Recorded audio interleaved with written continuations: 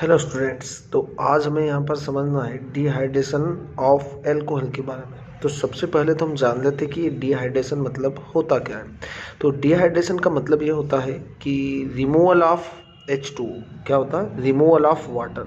लिख लेते हैं अपन, रिमूवल ऑफ वाटर, है ना। अब रिमूवल ऑफ वाटर मतलब जब अल्कोहल से वाटर रिमूव होगा तो हमको जो प्रोडक्ट मिलेगा वो क्या मिलेगा। सबसे पहले देख लेते हैं अपन इथाइल अल्कोहल का एग्जांपल लेते हैं। फॉर एग्जांपल के लिए CH HCH and OH and H, इसको हम बोलते हैं इथेनॉल। क्या बोलते हैं? इथेनॉल बोलते हैं हम इसको। और इथेनॉल से देखो क्या होता है कि जब भी, है ना, ये रिएक्शन जो होती है वो कॉन्सेंट्रेट H2SO4 की प्रेजेंस में होती है ना। और आपको जो टेम्परेचर जो बहुत स्पेसिफिक होता है यहाँ पर 443 केल्विन, ठीक है।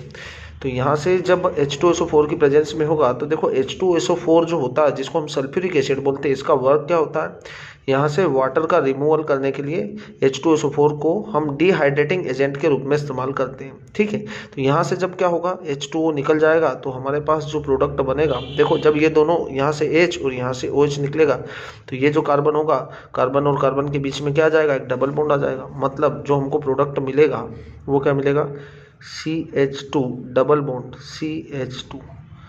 मतलब ये तो इथीन है ना, इसको हम क्या बोलेंगे, इथीन।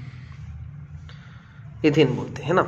अब ये जो इथीन मिल रहा है हमको, मतलब इथेनॉल का कॉन्सेंट्रेट H2SO4 की प्रेजेंस में 443 केल्विन पर डिहाइड्रेशन होगा, मतलब रिमूवल ऑफ वाटर होगा, तो हमारे पास जो प्रोडक्ट मिलेगा वो इथीन होगा, ठीक है। अब ये मिलता कैसे हमको सबसे पहले ये जानना है, तो हम इसकी मैकेनिज्म को देखते हैं एक बार, है ना। तो मैकेनिज्म ऑफ डिहाइड्रेशन, ठीक है, मैकेनिज्म ऑफ डिहाइड्रेशन। अब ये जो डिहाइड्रेशन होता है वो होता कैसे, ये चीज़ हमको देखना है यहाँ पर। तो सबसे पहले क्या होता है, जो आप यहाँ पर H2SO4 ले रहे हैं वो सबसे पहले आयोनाइज्ड होता है, तो ठीक है। यहाँ से क्या होगा, H2SO4 जो होता है आयोनाइज्ड होगा। आपको पता है स्ट्रॉन्ग एसिड होता है, और स्ट्रॉन्ग एसिड है तो ये इसका काम क्या होगा, H+ को डोनेट करना। तो यहाँ से मिलता है हमारे पास H+ और HSO4-, ठीक है।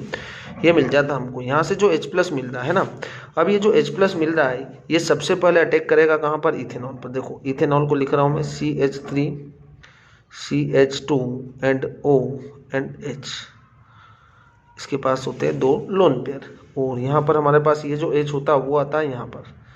तो ये जो H+ होगा, अब H+ के पास क्या है, इलेक्ट्रॉन्स की डेफिशिएंसी, मतलब इसके पास इलेक्ट्रॉन्स की कमी है, और इसके पास क्या, इलेक्ट्रॉन एक्सिस में। तो ये वाला H+ यहाँ पर अटैक करता है और ये इसके साथ क्या हो जाता है, अटैच हो जाता है। तो हमारे पास जो प्रोडक्ट होगा वो होगा CH3 CH2O एंड H, और ये वाला H भी यहाँ पर जुड़ जाएगा। तो यहाँ होगा H, एक लोन पेयर होगा और एक आ जाएगा प्लस। इसको हम बोलते हैं प्रोटोनेटेड एल्कोहल। क्या बोलते हैं, प्रोटोनेटेड एल्कोहल। अब ये जो प्रोटोनेटेड एल्कोहल होता है ना, इसको हम बोलते हैं प्रोटोनेटेड एल्कोहल। इसी स्टेप को फिर से मैं यहाँ पर लिखूंगा। तो देखो ये जो प्रोटोनेटेड एल्कोहल होगा CH3 CH2O एंड H तो होगा प्लस।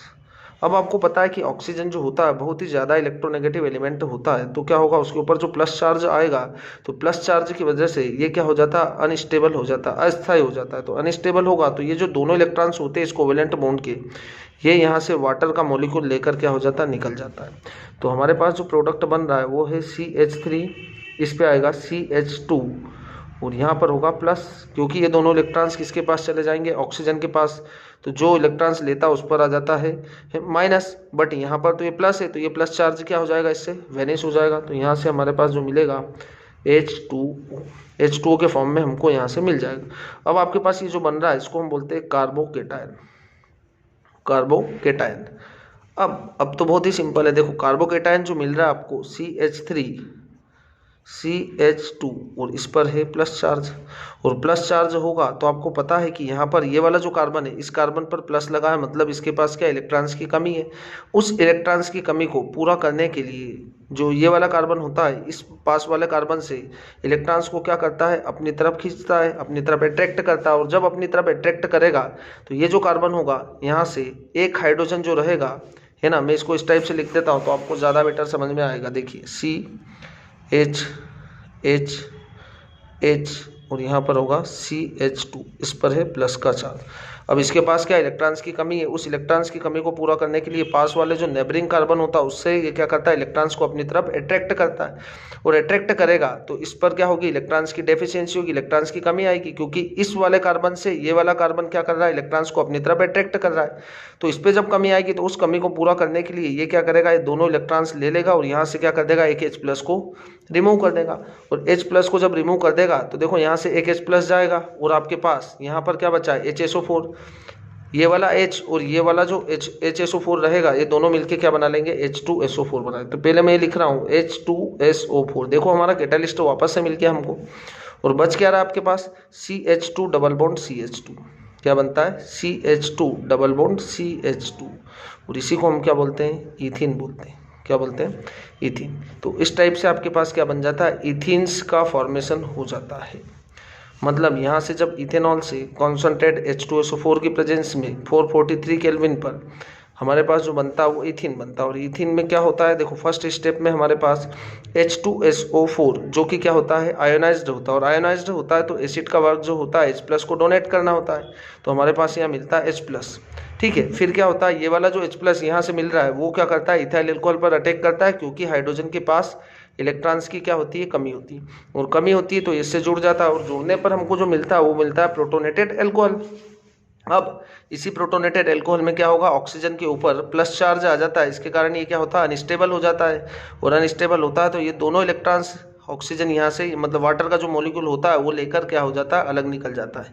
तो ये H2 हमारे पास, और ये जो बनता है, जो स्पीसीज हमारे पास फॉर्म होती है वो होती है कार्बोकेटाइन, और कार्बोकेटाइन से जो होगा वो क्या होगा, कार्बोकेटाइंस में CH2 के ऊपर प्लस चार्ज है, उस इलेक्ट्रॉन्स की कमी होती है इसके ऊपर, तो इलेक्ट्रॉन्स की कमी को पूरा करने के लिए क्या करता है, दोनों इलेक्ट्रॉन्स अपनी तरफ अट्रैक्ट करता है, और अट्रैक्ट करेगा तो इस कार्बन पर इलेक्ट्रॉन्स की क्या होगी, कमी आएगी, और कमी आएगी, उस कमी को पूरा करने के लिए यहाँ से ये जो हाइड्रोजन को यहाँ से क्या करेगा, दोनों इलेक्ट्रॉन्स को लेकर H+ को अलग से लॉस कर देगा, और H+ को जो लॉस करता है और ये HSO4 जो बच रहा हमारे पास, ये दोनों मिलकर क्या बना लेंगे वापस H2SO4 में।